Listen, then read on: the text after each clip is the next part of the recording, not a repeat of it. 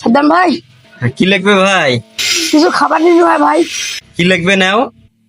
না না না, কেন রে, কি হল তোর? তুই মূর্খ মানুষ, তুই হিসাব কম বুঝি। তুই জানি আমি মূর্খ। কি লাগবে নে? তাইলে মোক একটা বিস্কুট দাও। এনে ধর।